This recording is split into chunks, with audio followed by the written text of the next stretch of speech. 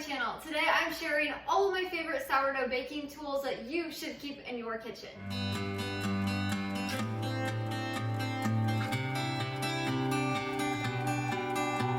The items I'm sharing today are all completely optional, besides the bread loaf pan. You probably need that. But they're all really optional. You don't need these for sourdough baking, but they do make it so much easier. I highly recommend every single one of these. I probably cannot do sourdough baking without them because I'm used to having like my bread cloak for getting my crust and these shaping baskets. It makes my life so much easier, and I highly recommend them. I'll put the links to everything that I have here in the description below so you can grab them. But let's get to it. Let's start with my favorite sourdough baking item, which is my sourdough bread cloak. This is my prized possession. I have had this from the very beginning of my sourdough baking journey. It is a little bit pricey. I used some extra Christmas money to get it, and it is so worth it. So a bread cloak is basically a Dutch oven, but just for bread. So what happens is when you put your bread in this dome, which if you can see, it's like a dome shape, and then you have this tray. When you start to preheat your oven, you'll put this in there and it gets it really hot.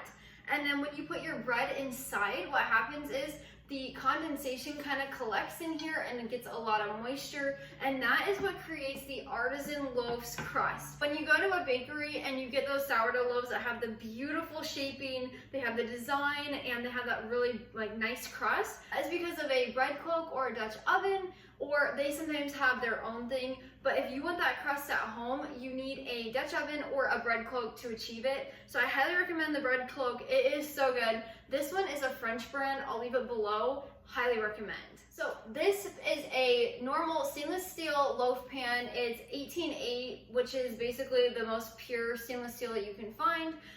It was seriously like $10 on Amazon. But you need this for regular sandwich loaves, and it just makes your life really easy. If you were gonna have anything on this table, I would choose this because you really can't bake bread without it unless you use a casserole dish, but this makes it so much easier. Next up are these proofing bowls. So these are really helpful for after you do your bulk fermentation. When you go to make bread dough, you stir all your ingredients together, you let it bulk proof and ferment on the counter, and then whenever I talk about shaping in my recipes or anyone else, we're talking about when you put your bread into these. For a sandwich loaf, you usually just use your pan, but for artisan loaves, you always want to have a shaping basket. It really helps hold the loaf's shape. I'll put my dough in here after it finishes its bulk fermentation, and then I shape it, put them in these rattan baskets, put them in the fridge and do the cold proofing, and then I bake it. And what happens is that these allow your bread to take shape of the bowl, so you can have a round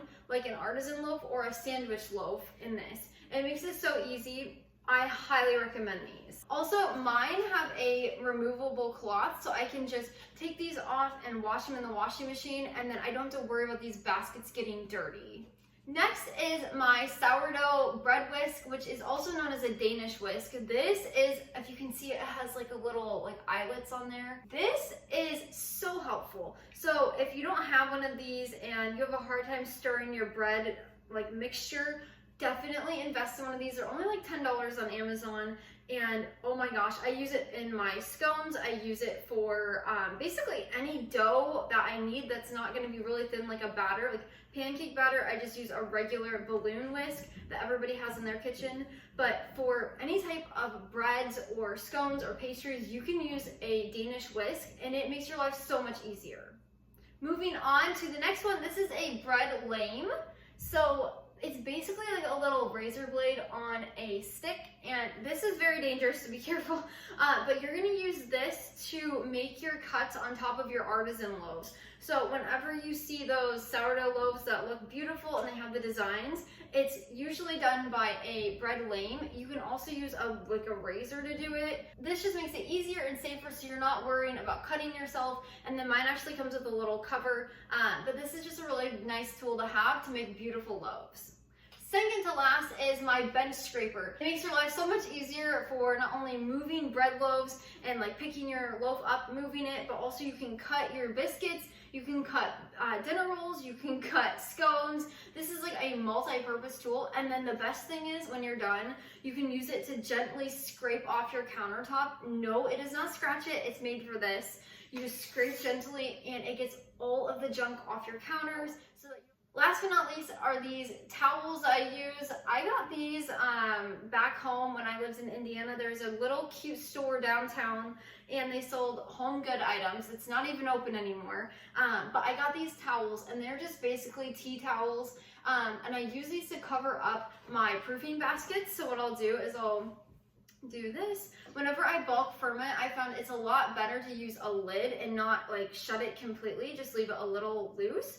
But whenever you have your proofing bowls, it's best to use a towel, so like any kind of kitchen towel that's a cotton, and then just put it over, pop this in the fridge, and it keeps everything nice and clean and nothing's gonna get onto it. As you already know, towels in the kitchen are so handy. You can use them for so many things, but I highly recommend a cotton towel for sourdough baking. If you found this video helpful or you enjoyed watching, make sure you subscribe so you never miss one of my Friday videos or my shorts throughout the week. If you want to learn more about sourdough baking tools, I have a blog post all about it. I'll leave that in the description below as well. Feel free to read through there or message me, comment on there. Let me know if you have any questions. I'm always here to help. Until next time, happy sourdough baking.